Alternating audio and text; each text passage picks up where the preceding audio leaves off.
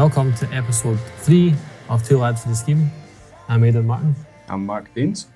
And today we're joined by the soul man, Steven Cranston. I've actually wanted to sit down here for a long time and hear a conversation. So could we just start with you just telling the audience a little bit about what you do? So I guess I've got a pretty multifaceted job, but the main thing that people see me as is a medium, somebody who can communicate with the dead. I guess that's the first thing that people see when they look on the packet, and then they get inside and they see a wee bit more. So I would say that's essentially what I do, but I do many things within my role. So I don't know if that answers that. It does, but don't worry, we'll start to unpick. We'll pull the threads. A good question is, I've got a bunch of stuff written down that I was wanting to, so does Mark, wanting to ask, but perhaps maybe again, let's imagine people are watching this, they've never heard of mediumship. Mm-hmm. What is mediumship? So a medium's job, purely and simply, is to prove the existence of the human soul beyond reasonable doubt. And that's it. It's not to fortune tell. It's not to sit there and tell you that you're going to sell your car, sell your house, you're splitting up with your missus, you're going to die in 6 months. None of that. Mm-hmm. It's basically just to prove that evidence between life and death. Yeah. Simple as that. When we'll get to all that kind of the meat of that, but I think it might be a good place to start when you first realised you had these kind of abilities, and what was that experience like? Well, the easy answer is that I don't ever remember a time where I couldn't. I think for me, when I was growing up, it was strange that other people couldn't see and experience what I was seeing and experiencing.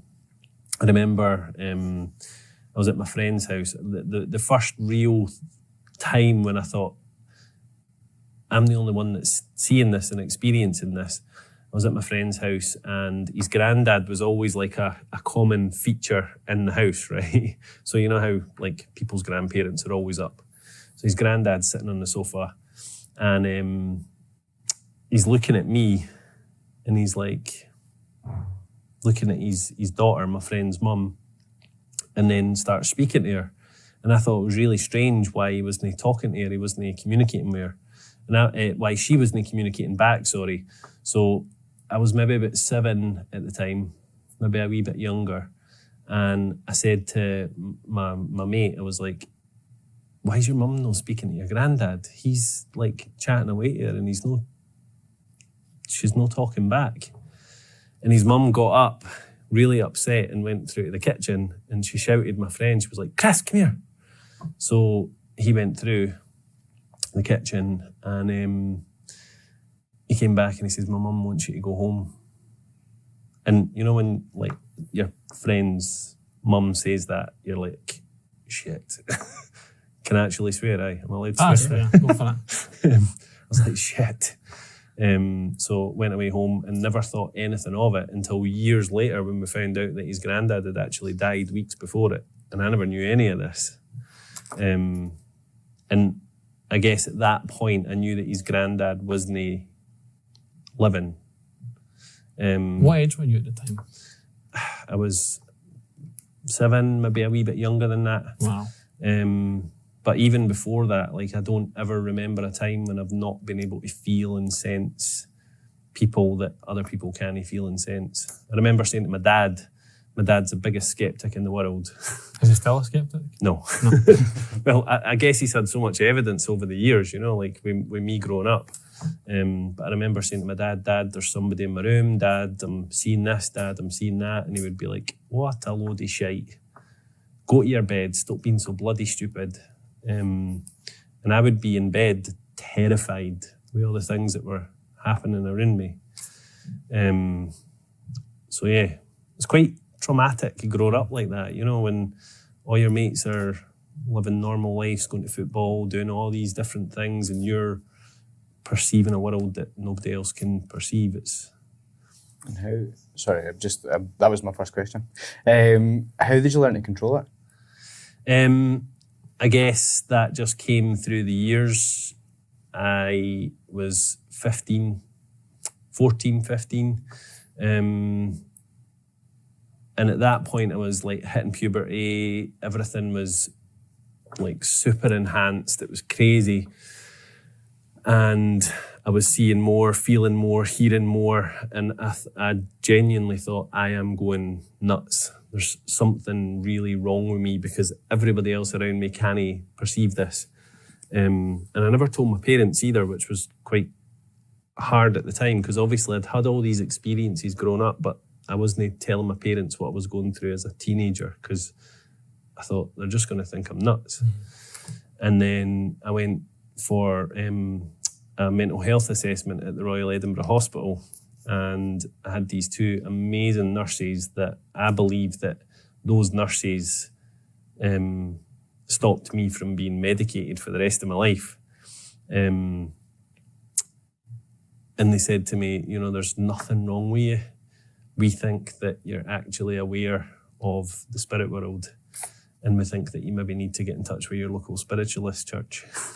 It's amazing that it's coming from somebody that's like a medical profession to be able to say that to you. Yeah. It's not something I've ever really thought about before. Yeah. Did that almost give you permission to start realising this was real and to not buy into the stigma that other people's stigma or stereotypes are that it's wacky and loony, and did they give you almost permission to start going, okay, this is a part of me now? Well, it was strange because even up to that point, I didn't really know what a medium was. It's crazy. And I remember,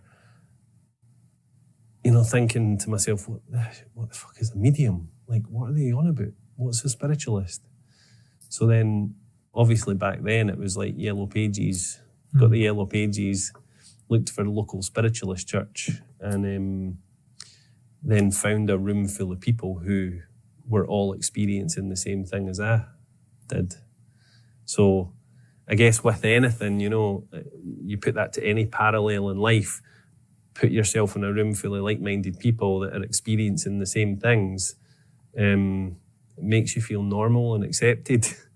And it was only at that point that I really started to feel different and accept that part of me. I identify with this in a different kind of way, but the first time I went to recovery meetings around other recovering addicts or addicts that were still using or still struggling, it was the first time I was like, oh, I'm an addict.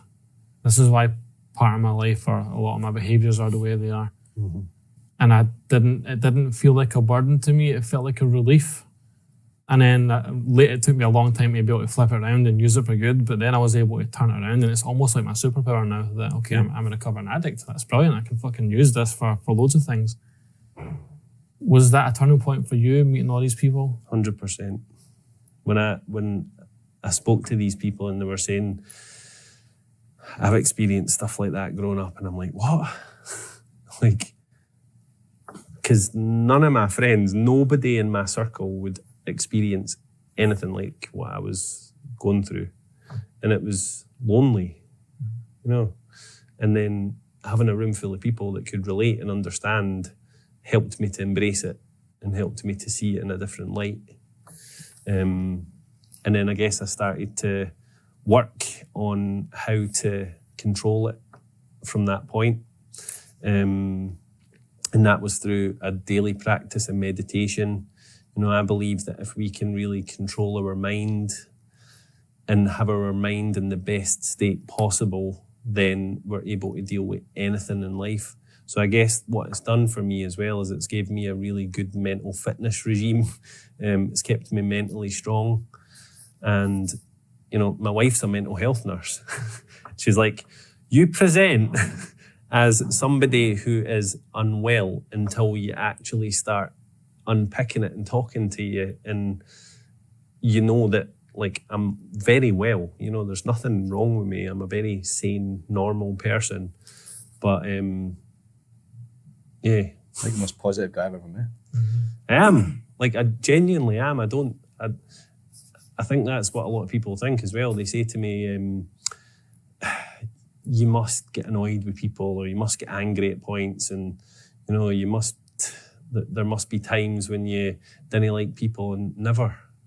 You know, I've always been truly fascinated by people and fascinated by what drives people's behaviour. even from like the youngest age, I remember people being upset and angry, and I was always thinking, what is it that's causing them to be like that? Do you think knowing that there's more to not just life, but to like the afterlife then makes you feel more accepting of what people are going through right now, and in turn makes you less likely to judge or hate, or do you know what I mean, like dislike people for their behaviours? Absolutely, yeah. And I think, you know, from my perception, people who have passed, the biggest regrets that they have is that they wish they'd been better in life. They wish that they could turn back time. They wish that they could say sorry and be a different person. And for me, I don't want to get there at the end of my physical life and have to think, I could have done better. You know, of course I've made mistakes. We all do, don't we? You know, like mistakes are what make us though. That's what helps us learn and be amazing. And yeah, so. Mistakes is what got us, yeah. Yeah, I've got a whole catalogue of mistakes, man, and obviously I'm not finished yet. With life comes mistakes. But is it a mistake? You miss, take another turn. Yeah, To give it better. I think that one of your biggest selling points is you as a person. I think you're an attractive person in your qualities. Well, I watch what you put on social media. I've gotten to know you. And I just think we talk about like there's a certain stigma and maybe people thinking that this is like wacky or whatever or otherworldly and it's not within their realms of understanding or their belief system. But I think you have a way of dissolving that and making this a more easier topic for people to approach and talk about. Totally. Just with your personality. I wanted to ask a question. I wanted to ask, and there might not be a common theme, I wanted to ask, what is the most common theme in what people are seeking when they come to see you? Or themes? I think people just want to know that their loved ones are okay. That's the most common thing, is that they want to know that they're okay. And vice versa, on that side of life, they want to let them know that they're okay. You know, because death is such a... I always say to everybody, speak about death. Talk about death to your kids. Talk about death to your friends. Talk about death all the time and normalise it, destigmatise it, because we're here for a really short time. And when we pass to the spirit world, if we can accept that passing and dying is part of living, then it makes dying easier for us and for the people in the spirit world. What was your question again? The common themes, the kind of, what was the most common theme and what people are seeking when they come to see you? So you said that to know their loved ones are okay. Yeah, so in turn, you know, if people have done all of that work when they're here, then is there a need to let them know that they're okay? You know, and I believe that my job here is not to give readings all the time. My job is to help people to understand what their own connection to the spirit world feels like, so that they can, you know, sit there and close their eyes and breathe and feel their loved ones there. So they never need that confirmation from a medium. Every medium on the planet might hate me for that because I'm putting them out of job, but there's always going to be room for everybody. And I think if people can just feel it themselves, then who needs more than that? You know, because your proof is your experience. And your experience, if it's your experience, is a powerful thing. You know, if you've been visited by one of your loved ones, I'm sure that every single person on the planet has an experience like that. They may put it down to a dream. They may put it down to an outer body experience or near-death experience or whatever, where they've felt their loved ones. When people feel that connection, nobody in the world can tell you that that's no real. I've got a few different points. See, obviously you're talking about being death positive. I watch, so I was talking to you before about My Favourite Murder. They're obviously like a comedy podcast. They talk about it really openly. I follow Lassie. Sorry, the podcast is called My Favourite Murder. Yes. Cool, because it sounded like you had a favourite murder when you said that. My Favourite Murder. No, it's the podcast about, basically they pick a murder each and they talk about it, and it helps break down their anxieties over it and about life in general. I follow a lassie on YouTube who talks about the good death. She's a mortician. She has her own funeral parlour and stuff, and she talks about things that happen leading up to death and during death and after death and all the different ways and all like mediumship and all that kind of stuff. And I find it really fascinating because she's built this community around the positive death as well. I was quite sceptical. So I've met you before through my partner. I was quite sceptical until she came to you and she had a reading. And I was like, holy shit, like that's so accurate. And then obviously we came along and we talked about my dad and stuff, and I'd never opened up about that up until then. And then ever since I've had that like I do feel like he's here. Do you know what I mean? I see him, he visits me in my sleep. He comes to me in my dreams all the time. But one of my questions leads on for that, and it's basically, do you think there are people who get addicted to that coming to speak to you about their loved ones that are lost? And then do you think there's a moral dilemma surrounding that for you? Yeah. So we have a very, like our code of ethics within my company is that we always want to make sure that people are okay. And if people are seeing or seeking guidance all the time, we would have a really open and honest conversation with them and say, listen, we don't believe that this is helpful to you. However, we can signpost you and get you the help that you need, because we believe that it may be that they need counselling, or they need grief counselling, or they need support in a really different way. And a lot of people come to us for a reading and actually go away with that support rather than having a reading. And we would rather refund that person and give them that support than have them sitting there constantly getting guidance. And another factor in that as well is I don't ever want to do a sit-in for someone more than once. I believe that I should be able to sit with someone, connect with their loved one, give them enough evidence so that they can walk away knowing that that person's okay, and I never need to see them again. I felt like that, to be fair. I came from a tea leaf and tarot, I think, and I left thinking like that was the perfect reading, and it was obviously, you basically spelled out everything that was happening in my life. You told me that about this, because it was like, there's going to be a big change. I think it was November 21. There's going to be a big change, March, April, May. And that's when everything started falling into place. And this stuff wasn't public knowledge or nothing. No, like literally nobody knew about this. Only you and me knew about it. Yeah, and that was it. And I came away, I was like, Jesus Christ. And you said about my dad as well. And I was like, man, that was absolutely wild. Because he was a mad character, and you got him down to a T. So, yeah. And there's the fine line as well, you know, what you're speaking about. So you've got being able to pick up on someone's energy. So I'm picking up on your soul and your soul's journey. And then there's also the mediumship part. So there's the crossover between the psychic world and mediumship. And they're diametrically apart. I was going to ask actually, going back in my questions, how do you go about tuning into somebody? And do you have to then focus on them? Obviously, you said there about having the mediumship aspect of that as well. Mm-hmm. Like, how do you keep that apart, or how do you? Well, if you think about it, what's the difference between us and someone in the spirit world? Our bodies. We're physically here. Yeah, our body. So to tune into them, I'm tuning into the energy, I guess. To tune into you, I'm tuning into you through the body. Picking up on your soul's vibration. So it's exactly the same as picking up on the spirit world. The only difference is you've got a body and you're physically here. So yeah, that's the only difference between the two. I love that. That's very well explained in such a simple way. Again, I see the stuff you post in your vlogs and stuff, and I think you've got a real connection. There's a real community vibe in a similar way to what we're building with the scheme.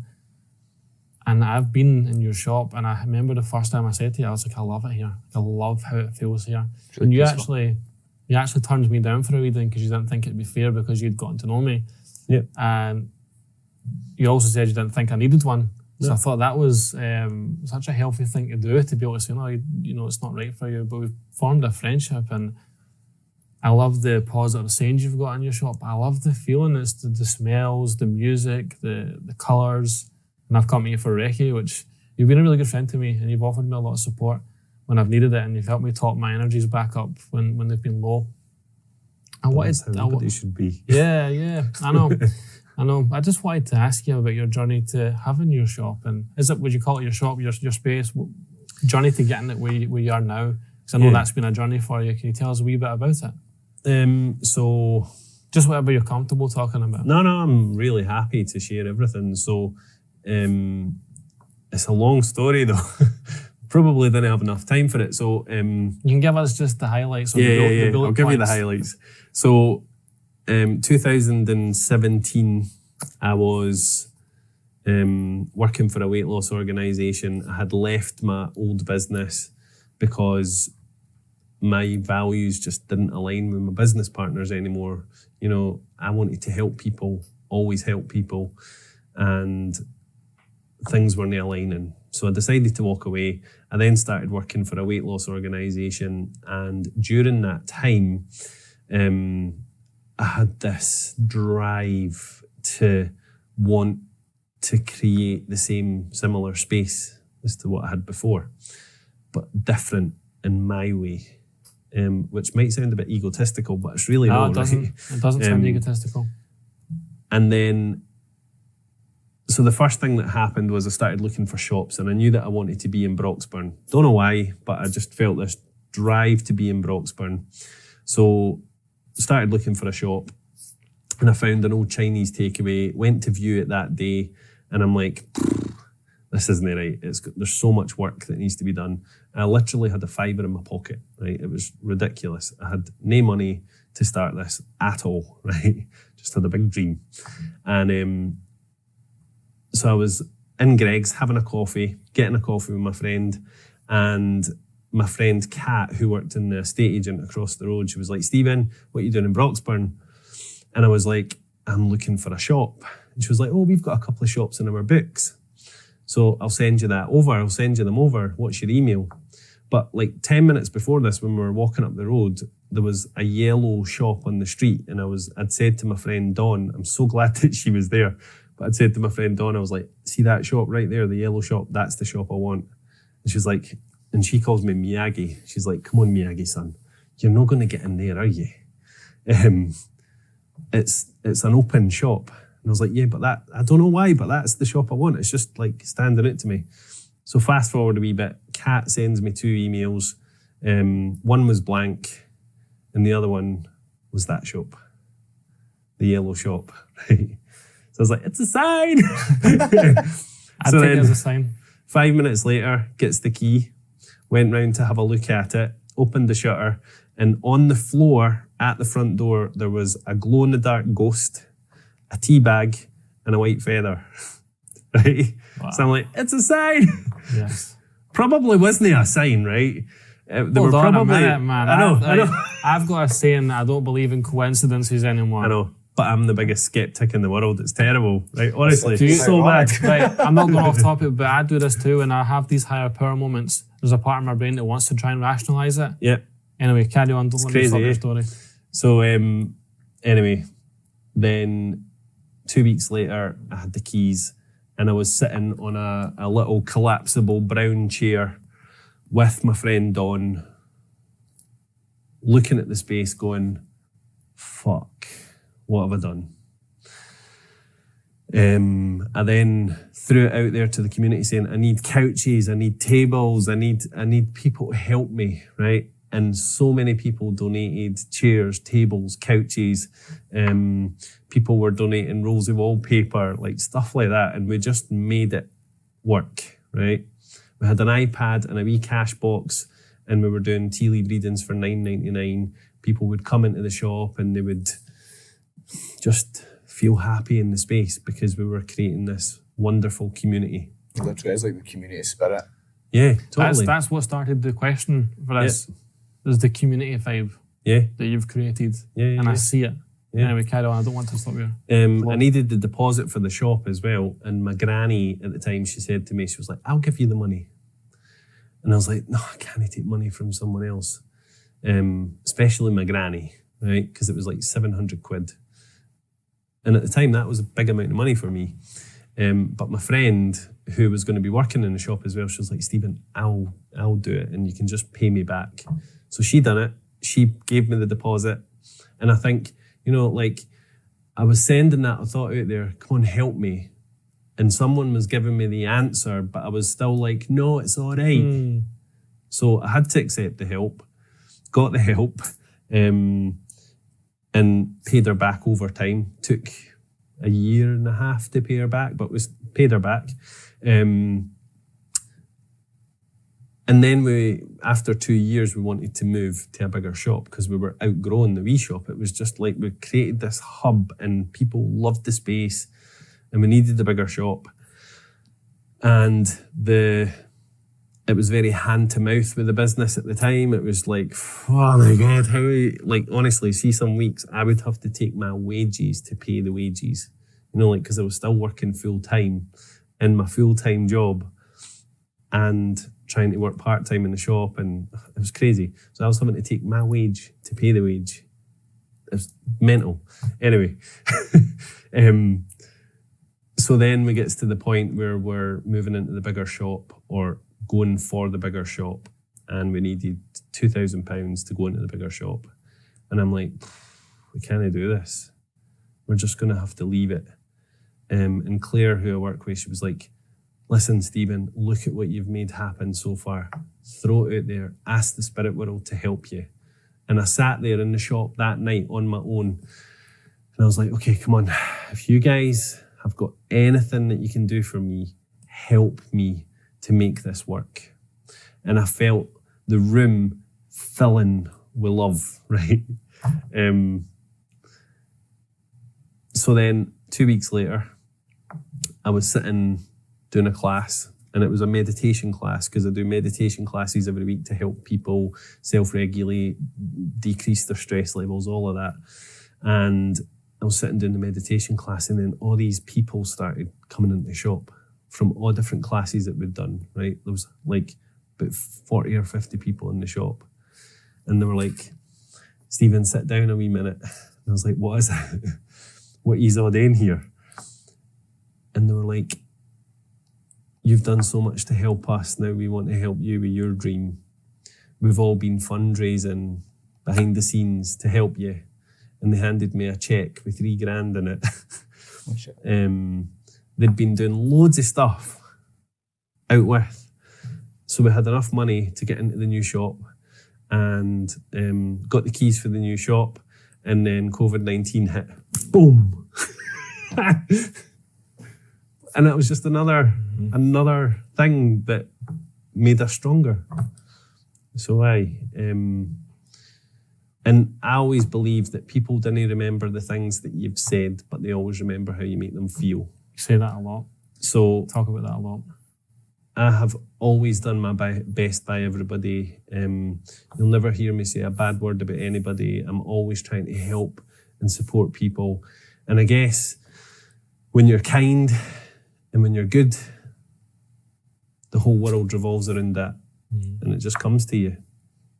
I love the story about the people supporting you through that moment, because I think what you do is so valid and vital in our community. Yeah, I think it goes beyond, I don't know anything about mediumship other than what people like yourself let us know or tell us when we ask, but I think what you do goes beyond that. It is community-based. It's totally community-based. I see it, and I've been in there a few times. I saw the interactions with folk. I see the people on social media. There's a lot of love for you, and rightly so. And I know from the relationship I built with you, how you are with me. And even if we've not saw each other for a while, we just pick it back up. And so I value that a lot. I wanted to ask you about your book. You are a published author. Your book Your book was a bestseller at pre-order stage, which was remarkable. I was literally about to ask a big question as well, because it was funny. I was sitting playing on PlayStation, and Rachel read me your whole book, literally in one sitting. Wow. I think about 6 hours, and we just sitting playing the PlayStation. And it was so interesting, because obviously that story's in there, the story about the shop and obviously the struggles you had. But hearing you tell it just adds spice to it. It's nice. And it's like I can feel the emotion when you're telling it, and I know how much it means to you. Can you tell us a wee bit about your book, the title, the process of writing, the journey you've gone on with it? So it's called In Between Two Worlds, A New Approach to Mediumship. I've been writing it for the last 6, 7, 8 years.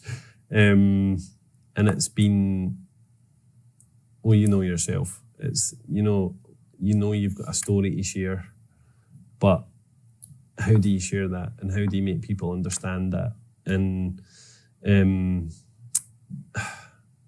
I don't know, it's been the hardest thing that I've ever done by far, but the easiest thing that I've ever done. And I think the hardest part of it was making myself so vulnerable, because I speak about some really difficult things in the book as well,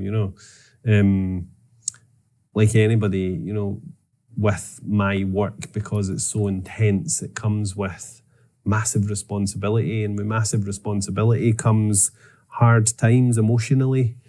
And I shared all of that in the book, and it's the one bit that people don't talk to me about, which is really fascinating. They speak about all the good stuff, but they didn't speak about the bad stuff.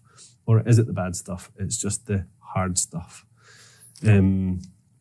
So I think, the process of it was really hard, making myself so vulnerable. And then putting it out there to be consumed by people. Yeah, but the one thing that, I don't think I've heard anybody say a negative thing about the book, which is like mind-blowing. There's not been a single bit of negative feedback, which is crazy. Even all of the work that I do, there's never any negativity, like tiniest little fraction, but nothing, because we just do good and we're honest. And I think if you share your story and you're honest and you do good, then people relate to that. I find it really fascinating. Like I say, I had it read to me, and it was just amazing, because there was moments where I was laughing, like literally laughing out loud. There was moments where I was like, "Oh shit, that's so sad."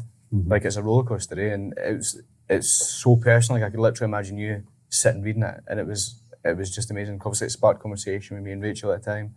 I really liked it. It was amazing. Loads of people say that though. They can hear me talking. They can hear when they're reading it. They hear my voice, which is crazy. It's true though. Again, for me, it comes back to who you are as a person. I don't get pretentious vibes from you. I don't get any false feeling from you as an individual. You're very authentic, honest, likable, friendly. That all comes across in your work as well. And I think if someone really connects to the person, then they're more inclined to connect to the work you're doing as well. I think we get a lot of that with the work that we're doing with the scheme. We say, we've made a bit of a joke out of it now because we overused the phrase. We talk about just being our authentic selves, and then we've turned that into a bit of a running gag because it's just one of the phrases. But that's what we try to do. We try to just be ourselves. Like if we go to meetings and stuff, we don't put like suits and ties on. We just go in as ourselves with our bonnets and our tattoos and whatever. I think it disarms people as well. Because if you go into like some quite serious meetings, or not serious meetings, obviously, if it was sometimes they're serious. Sometimes they're serious, but there's meetings we turn up to where it's quite stuffy. We just turn up and be ourselves, and it disarms folk. Because there was meetings with like social services and stuff like that, and we've turned up thinking it was going to be one way, thinking it was going to be really serious and formal, and then we were just ourselves, and it totally disarmed the whole room. And we've just had a banter with folk for obviously like about 45 minutes or something. Being your authentic self is important. Like that. Yeah. I wanted to ask you a question that I picked up from reading some of your stuff. You talk about having a personal responsibility as a medium. Can you expand on what that means? Yeah, so a medium has massive personal responsibility because you never know what someone's going through. That's why, like our community, I don't focus on the numbers of people who follow, whatever, right? I just think that the people that we have following us have organically found us. I could go on TikTok Live or Facebook Live and do readings online, and we could grow our community by hundreds of thousands like that. Easy peasy, right? But where's the responsibility in that? Because I believe that there could be someone sitting with their phone, and I'm like, okay, I've got your mum here, and this is happening, and that's happening, and that person, you just do not know what's going on for that person. That person could be in a terrible place. And by you doing that, that person could potentially go down a very slippery slope. You know, they could then start to self-medicate. They could even go as far as complete suicide. You know, there's so much stuff that could be going on with someone.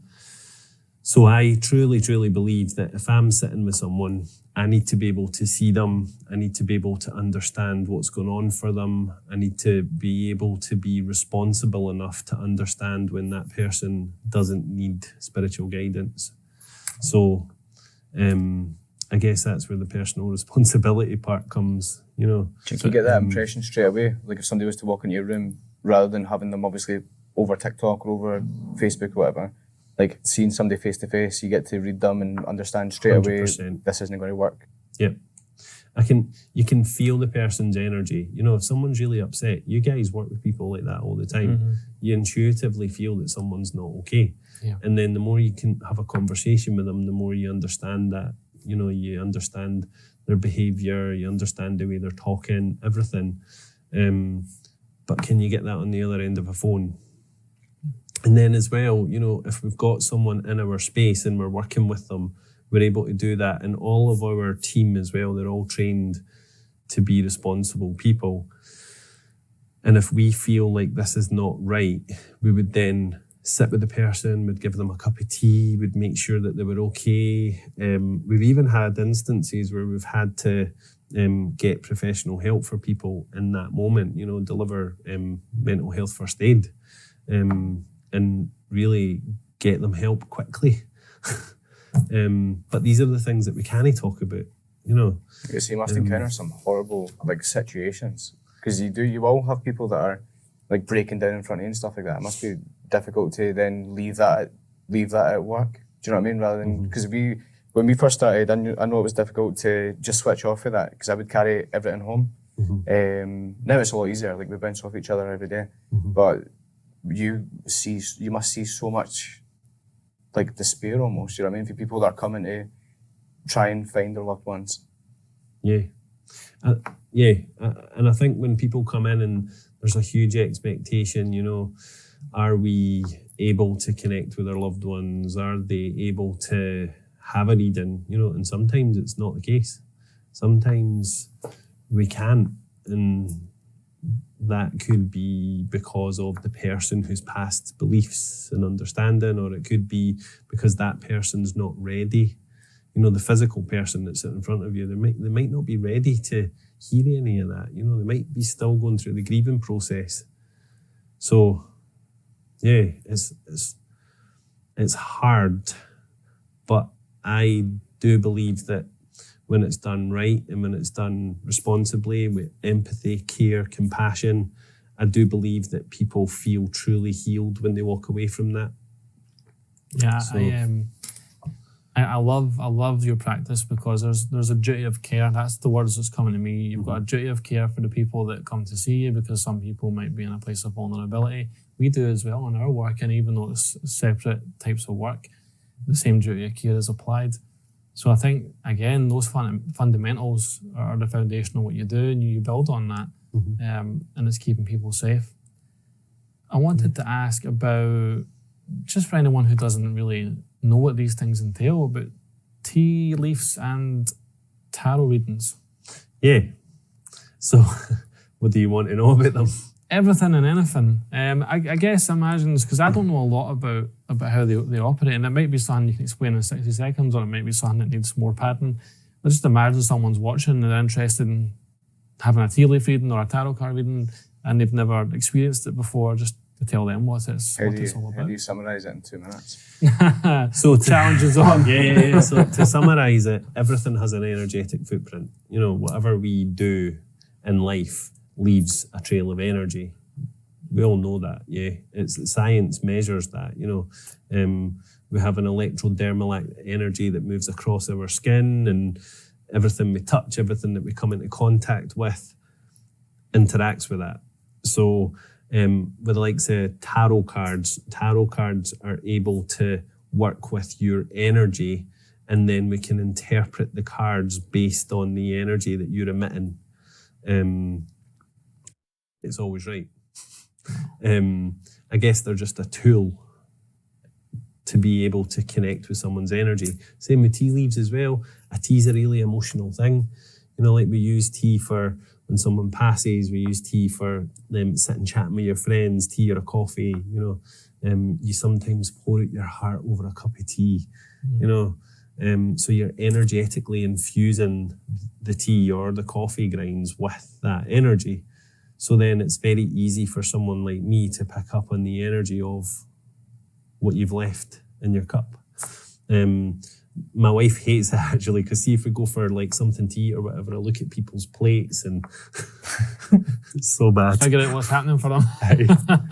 And I would never ever say to anybody, this is happening in your life, or, you know, I would never give anybody a reading out with, you know, people need to come to me. I would never say, oh, guess what? Yeah. You can't just intrude on people's life and start 6 months left. telling them stuff. So yeah, that's basically how it works. I find it really fascinating. I find it fascinating too. I really liked the process of having my tea leaves done when I came to see you, because I was sitting and I was just, obviously Rachel had hers done first. And by that point I was super calm. Because it's like, I was sitting for about an hour, and it's just such a calm environment. I've got an interesting question. Better be interesting after you've said that. It's not my question. This is one question I was given to ask you. Okay. Do you think you've passed your gift on any of your kids? Oh, that's a good question, man. So the honest answer to that is I don't have a gift. Oh, and that's a good answer. No, that's a good answer. It's not expected. So is this something that can or can't be passed on, do you think? This kind of, I don't know what you'd call it then. If it's not a gift, what's it? An ability or a being, a part of your being? So what's the difference between the spirit world and us? And we're here and they're not. Yeah. So we have a physical body. So in order for us to be able to pick up on that energy, we need to be the best versions of ourselves mentally, physically, and spiritually, so that then we're able to tap into that energy. You think anybody can if under the right circumstances? Of course, because you're a spirit here, living in a physical life. So that, I don't want to, so obviously the answer then is it's not something you think that can be passed on to your kids in that sense.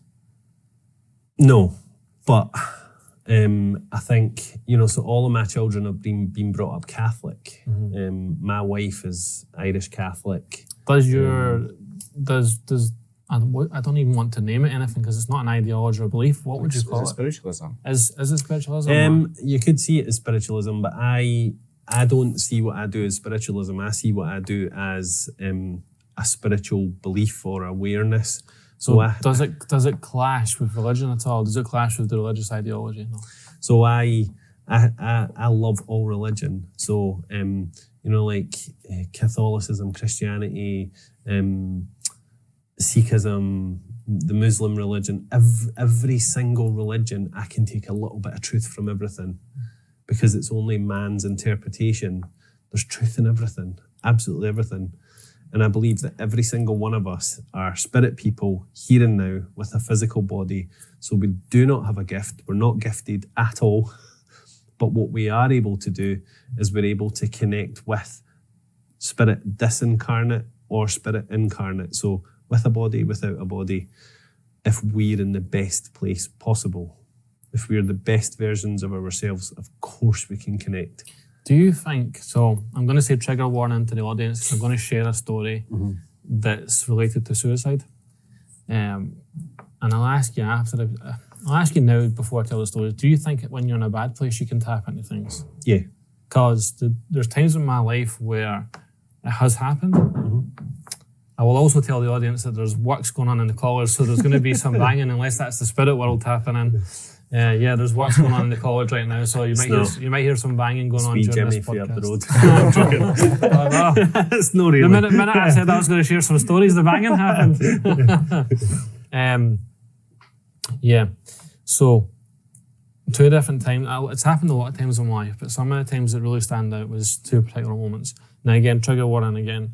There was a time in my life where I was struggling with addiction. I was staying in a flat with my friend, cocaine, using it all the time. I must have been about somewhere between 19 and 20. And I was on a come down. It was really suicidal. And I didn't want to live or die. I was back in that space, and I've been in that space a few times in my past, and I took out a knife, took out a really sharp knife. And my intention was to cut myself with a knife, and I won't speak any more graphically on it. I think people will know where I was going with it. And I swear, man, and I put this in my book, I swear though that I had the knife here, and it was like a force lifted my hand up and threw the knife across the room. And I was like so freaked out by it, but also comforted. And I remember being like, why is, whatever this is, why is it stopping me from harming myself? Because my life's a mess, and I can't stop using, and I'm just causing pain to people. And I swear, like, going back, people might, if they try to make it fit, people might go, oh, well, you were using drugs, so you were hallucinating, or you were mentally unwell at that time, so you were going through a phase of being, I know the difference. I've used a lot of drugs in my life. I've had times I've had really poor mental health. This wasn't that. This was something intervened and stopped me from killing myself. That was one of the times that really stands out. Another time was when I'd written my granny's eulogy, and I said it and I walked off the podium, and again, I've put this in my book as well. And the spirits are really getting involved now, aren't they? It's definitely no spirit. No, it's folk upstairs doing work. I stepped off the podium, and I describe it as a feeling that I translated into words, but the feeling was, write a book, write a book, write a book. Just like that 3 times. Write a book, write a book, write a book. And I'm pretty sure it was my granny. After doing her eulogy, I'm pretty sure my granny could see all this stuff, and said, you're supposed to write. And at the time I thought it was just the book, but now I know the book was also a springboard for all the other stuff. And those are 2 of the most powerful moments. I call them higher power moments, which comes from the recovery scene, having a higher power. But I believe that was something from spirit both times. Of course it was. You just answered your question. Yeah, I just wanted to... It's like confirmation. I do. I think... so when someone's in a really dark place in their life, well, the first time I was in a dark place, the second time I was just back in recovery again. I was only a few months clean. And but my granny died and I was grieving. The first time, I don't know, I feel like maybe it was my brother or my granddad. And the second time it was definitely my gran. I'm pretty sure my gran, she'd suffered for 17 years with different illnesses. And the last 4 years of her life were very difficult. Vascular dementia, strokes, all kinds of stuff like that, care homes, everything. So we loved her and supported her all the way to the end. Me, my mum, my cousin, my brother, my big brother. And it was just doing the eulogy and stepping off the podium, and I just felt like she was the one that told me, new journey, son. This is the way you have to go. And sometimes I actually hold back on doing it. I talk about it during talks, but sometimes I kind of make a joke out of it or I minimize it because I think people are going to think I'm at a whack job. You know what I mean? But it's literally what happened both times. Like, something stopped me from killing myself, and something told me to write my book. And that was the first step for like literally everything else that's came through it since. Have you had any experiences like that before? At least say your dad comes to you in your dreams. Aye. I see my dad quite often in my dreams. That's really it, to be honest. Comes to me in some weird I feel situations. Like recently you've been getting more of that because he's been saying to you, I'm here, son, I can see what you're doing, all the good work that you're doing. Yeah. Aye, I think obviously since this has happened, my dreams have been insane. Just because we're so busy all the time, I think it translates into my dreams as well. But there's times where he comes and he's well, and then he starts to get sick again. I'm like, you're fucking ill, you're dead already, man. Do you know what I mean? Like, stop this torment, You're just processing the trauma. Aye, exactly. And because I have, obviously, like I said to you before, like I have pushed that so far back that I think when that does happen, I'm like, come on, man. Do you know what I mean? It's happened already.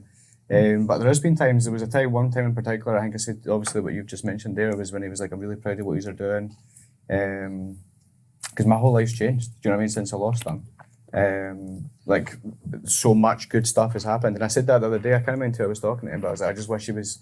No, but not wish he was here because he was ill, obviously, when he passed. But I wish you could see all the mad shit that's happened because so much amazing stuff has happened. I was just going to pass back. He can see it, right? Yeah. His dad sees what's going on. You've not lost him.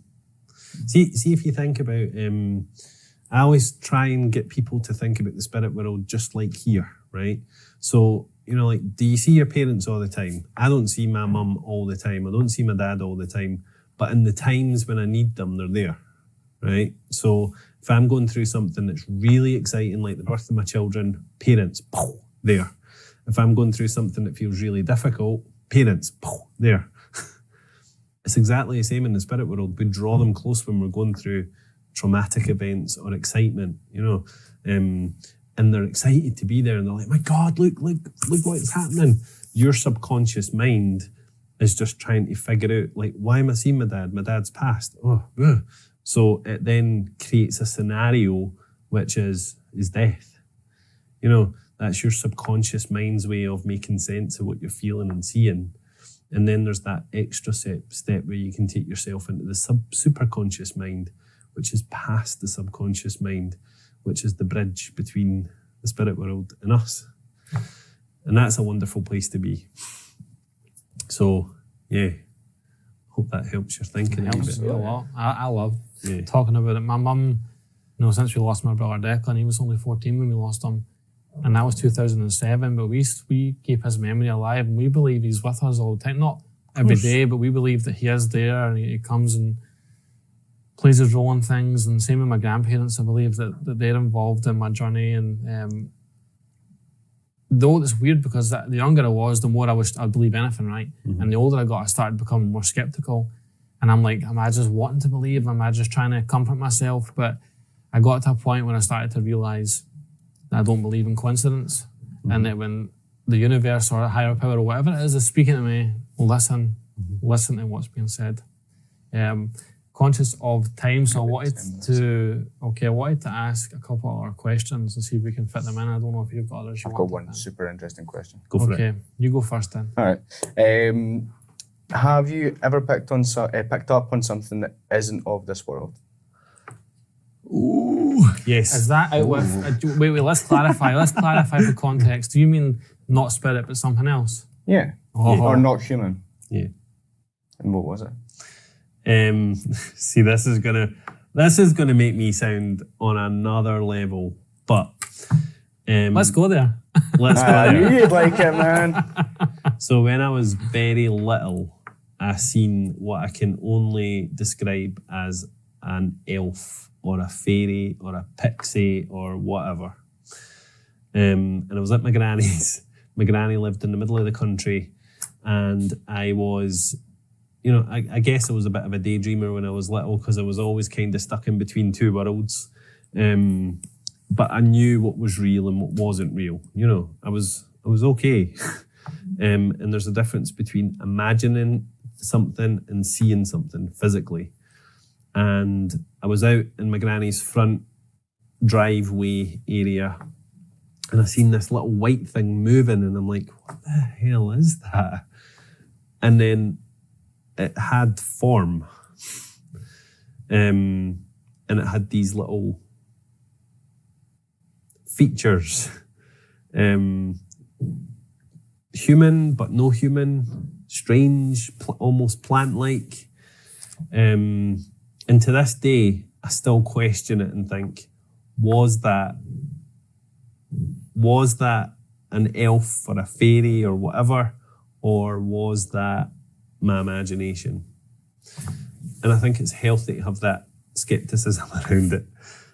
I was thinking more like aliens. I did not expect like a fairy story. You asked non-human. No, that's an answer though. I'm chuffed with that answer actually. I think having a level of skepticism is important, because I think if you're just too over the top, like this definitely happened, that's when people start thinking you're airy-fairy. When you can say, I believe this happened, but I'm still skeptical about my own memory of it. We don't have time to unpack this, but I do believe there's other dimensions that sometimes bleed into our one. Of course. Maybe that's where the elf came in. If you think about the vastness of the universe, like we are the tiniest speck of sand in the vastness of the whole universe, then... And we're trying just to concentrate on what's happening on our tellies, smartphones, 9 to 5. We're ignorant to the fact that we're literally nothing when it comes to the grand scheme of things. Like, we're it and nothing else exists. Mm-hmm. That's just the pure ignorance. And there's more to life than all the everyday stuff we're told that there is. And I think what I'm loving about getting older and the journey I'm on and being in recovery and stuff, and the creative journey, is I'm open to learning and experiencing more, and I'm starting to understand day by day that there's more to this life than what we can see. Yeah. And I love that. I'm glad there is, because if this was all there was, this would be a weird fucking experience. There has to be more than this. Quite miserable. And that's another reason why I stopped being skeptical. Because it's like, if this is just it, then what the fuck? Then what's Do you the know what I mean? point? Like, what is Why the all point? the pain? 'Cause Why all the suffering? Well, It's such a speak short- to any physicist and they'll tell you that energy cannot be created nor destroyed. just carries So on. we cannot cease to exist. It is absolutely against the law of physics to cease to exist. Our physical body can die, but what happens to the memories, the thoughts, the love, everything that makes us I'm us? going to sound like a mad conspiracy theorist, but I almost feel like this kind of stuff gets suppressed purposely so Of course that it people does. don't discover themselves and don't discover what else there is, and that they stay trained to be workers and Don't break the 9 to 5. prop up the elite and all the rest of it. But anyway, we'll come back to that in a future podcast. We need to have around two. Aye, that's going. I'm not one of these people that think it's the elite run everything, but I do think that there's a suppression of knowledge and information, like in all sorts, just loads of stuff. Alien, we'll come back to aliens on our podcast because I'm a big believer in aliens. Yeah. I think there's other shit going on. But anyway, I wanted to ask, above all else, what do you want people to get out of their experience when they come to see you? I want people to feel healed emotionally, spiritually, and physically. That's it. That's a Perfect beautiful answer. answer. That's how I I felt. have another question, okay? This is all about the future. Now, I think I'm living a life beyond my wildest dreams already, and I don't know if you do or not, but I wanted to ask, if you could have a future beyond your wildest dreams, what would it look like? That's a hard question to answer, but I would like to speak in front of hundreds of people all over the world, sharing the truth of what I do, and blasting misinformation, because there's so much bullshit out there in the spiritual community. I want to educate people, as many people as I can. And I know in order to do that, it needs to be on a more global platform. And what will come with that is an ever-growing community. People will feel valued and cared for. They'll be able to relate. They'll not have to think about opening up chakras and opening their third eye and, all of this batshit crazy stuff that's fed to people. We are all just spirit people living a human existence. And that's all we need to know. We don't have to do all of these crazy things. I've heard people saying things like, you have to be vegan in order to be able to connect with the spirit world. You have to not swear, not drink alcohol, all of these things, What do you say to those claims? I say that it helps if you're the best version of yourself possible. If you're drinking alcohol all the time, obviously it's dulling your senses. If you're smoking 20 cigarettes a day and... That's fascinating to me. So in recovery, 'cause I'm just over 5 years clean now, and I feel more and more in tune with let's call it the spirit world, higher power, whatever it is. I'm more and more in tune with that as every day clean goes. I'm not suggesting for 1 second people need to be abstinent, by the way. That's just my personal journey. Yeah. And in my personal journey, I feel more and more connected to this higher power. My whole life, I've very, very rarely drank alcohol at all. It makes me feel really sick. Even taking paracetamol, ibuprofen, anything, any medication makes me feel rough. It's crazy. But I guess that answers your question. I want to be able to help as many people as I possibly can and kind of blast misinformation, because there is a lot of misinformation out there. Thank you. Okay, we finish by honouring the late, great Jerry Springer with final thoughts. And we give everyone an opportunity just for a very brief final thought of anything you would like to say. I will just go first and say thank you to the audience for their patience, for the noise. We haven't staged anything to seem dead spiritual or that. Literally, the college are doing works in this building, so the noise has just been part of our process today, so thank you for your patience. My final thought, though, is that you're one of my favourite people, and I love you very dearly, and this has been special for me to have you here, and I'm glad you're my friend. Thank you. Likewise. My final thought, I've got two. So, in My Favourite Murder, the final thought section is called the fucking hooray, because it's like The fucking what? The fucking hooray. The fucking hooray. Because at the end of all the miserable stuff, like, what's your positive thought for the week? Cool. We should rename it that. Yeah. Sorry, Jerry. Um, You can tell Jerry later for this. Doesn't work like that, Aidan. Sorry. I'm likewise. I think this has been amazing. I've wanted to sit down with you for ages. And like I say, when I met you the first time, I felt at peace like immediately. So you just bring that, and I'm happy that you were able to bring that to our space. Do you have anything Thank you'd you. like to say to end off? Yeah, my final thought is whatever you do, go out there, and if you're listening to this or watching this, go out there and be kind. Let all of your words, anything that you have to say to anybody, pass through 3 gates. Is it helpful? Is it necessary? And is it kind? And if your words can't pass through those 3 gates, don't say it. Thank you very much. What a beautiful way to finish the podcast. We've been 2 lads for the scheme, and you've been the soul man, Steven Cranston. Thank you. Thank you.